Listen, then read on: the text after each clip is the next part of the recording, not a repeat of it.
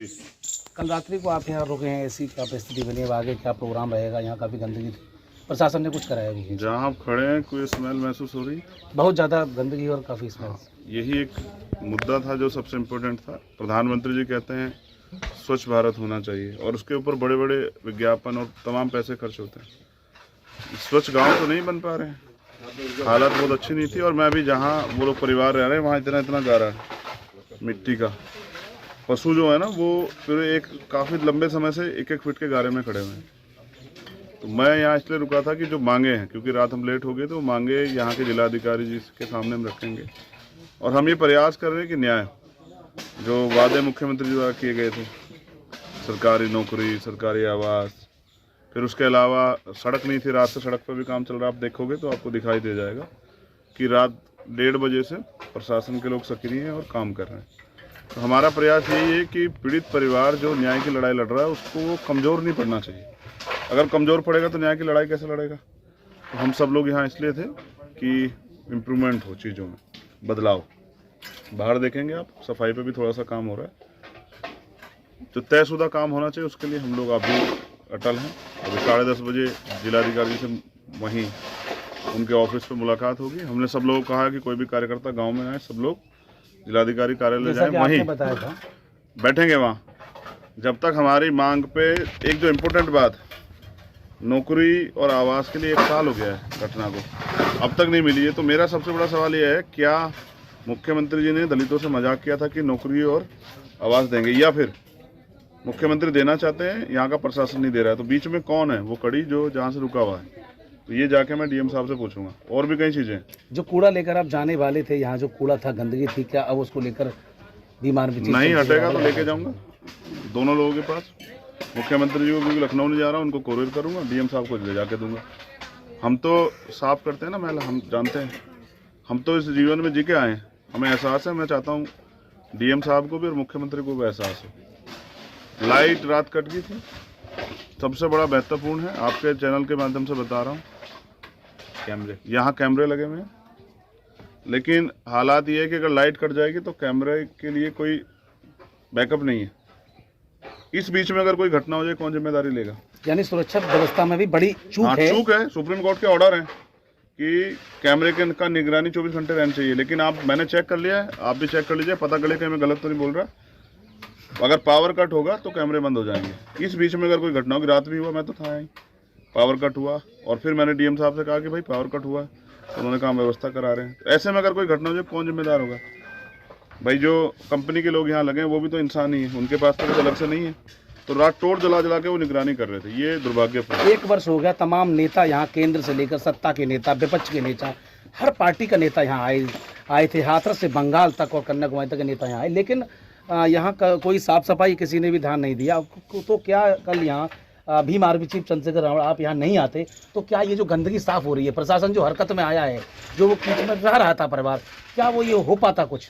अब ये महसूस कीजिए, पूरी दुनिया में आंदोलन हुए हैं इस घटना को लेकर। मेरे खुद याद है, न्यूयॉर्क में इंडियन एम्बेसी के सामने आंदोलन हुआ और कई और कंट्रियों में हुआ, और फिर पूरे तमाम जितने भी दल हैं, विपक्ष प्रतिपक्ष, सब लोग आए।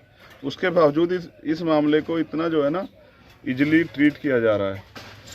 कहाँ है वो फास्ट ट्रैक कोर्ट? 1 साल से अभी तक न्याय नहीं हुआ। तो मैं समझता हूँ इतनी सक्रियता के बाद भी अगर काम नहीं हो रहा तो आम घटनाओं में क्या होता होगा? मुझे ये फ़र्क नहीं पड़ता कि मैं यहाँ हूँ, मेरा तो काम ही है। लेकिन मेरा प्रयास रहेगा कि अब सिर्फ भाषण ना हो, वादे ना हो, काम। अगर काम नहीं होगा तो मैं जाऊँगा नहीं यहाँ से तो जाऊँगा डीएम ऑफिस, लेकिन डीएम ऑफिस से वापस नहीं लौटूँगा। अलीगढ़ में भी आज आपका कोई डीएम और एसपी से कोई वार्ता है? वहाँ भी दलितों की तमाम 2-3 मुद्दे हैं, घटनाएं हैं जिनको लेकर आप काफ़ी गंभीर हैं। और इस मामले में भी भीम आर्मी ने पहले दिन से ही इस पीड़िता के साथ थी, और आज तक 1 वर्ष बाद तक जहाँ तमाम पार्टियों के नेता यहाँ दिख नहीं रहे हैं, दूर दूर तक कोई नहीं दिख रहा है, वहाँ आप मौजूद हैं। हाथरस से भी बुरी हालात जो है ना वो अलीगढ़ में है, और वहाँ तो पूरे बहुजन समाज के साथ है। वहाँ कल मैं, हमारे कार्यकर्ता हैं, मैं उनके घर गया था, लोधी जी, उनकी बिटिया के साथ जो हुआ, और फिर अच्छे अधिकारी हैं वहाँ, वो कहते हैं बहुत अच्छे अधिकारी, फिर न्याय क्यों नहीं हो रहा है?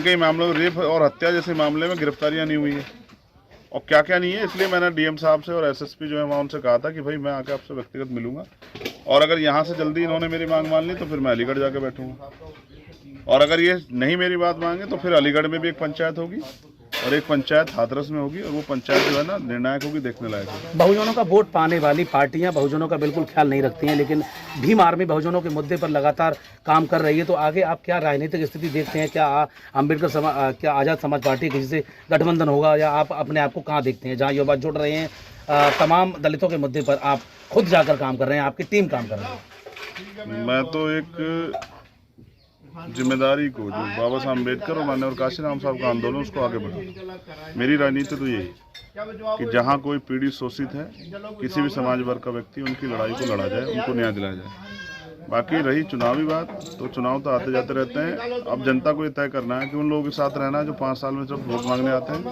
या उन लोगों की मदद करानी है जो लोग लड़ना चाहते हैं। देखिए, जब तक मुझे अवसर नहीं मिलेगा, आज तो मैं लड़ रहा हूँ, लेकिन अगर मुझे अवसर नहीं मिलेगा तो मैं ज़्यादा अच्छा नहीं कर पाऊंगा। मेरा प्रयास है समाज से भी कि मुझे एक बार अवसर दे, मेरी क्षमता को देखें। मुझे अवसर मिलेगा तो शायद उत्तर प्रदेश में बहुजन समाज के दिन जो है वो बदलेंगे। अब यहाँ आपकी क्या आवाज़ है, क्या आपकी मांग है प्रमुख रूप से, वो बता दें। अब हम यहाँ से 10 बजे मूव करेंगे, डीएम ऑफिस जाएंगे, सारी मांगों के साथ वहीं डटेंगे, और उम्मीद है कि डीएम साहब को समझ आएगा कि जिनके न्याय के लिए, जिनको न्याय दिलाना चाहता है, उनकी न्याय में बाधा ना बने। जो वादे किए गए थे उनको पूरा करें, अदरवाइज जो है ना फिर वो विरोध के लिए तैयार है। धन्यवाद। चंद्रशेखर जी, मैं आपसे एक प्रश्न पूछना चाह रहा हूँ जी।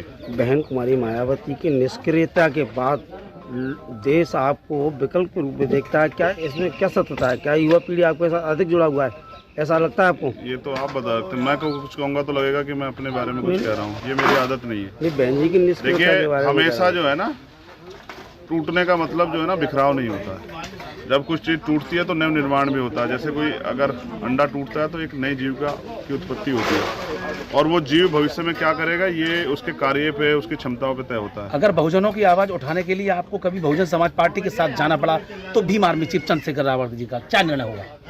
अगर वो बहुजनों की आवाज़ उठाते तो चंद्रशेखर की जरूरत क्या पड़ती? वो उठाने लग जाएं तो मेरा काम कम हो जाएगा, क्योंकि बहुत बड़ा समाज है। इतनी बड़ी आबादी है बहुजन समाज की कि आप समझिए 100 करोड़ से ज़्यादा है। इनके लिए तो मेरे और बेंजी जैसे 1000 लोगों की जरूरत है। तो प्रयास ये रहेगा कि अच्छे लोगों को मौका मिले।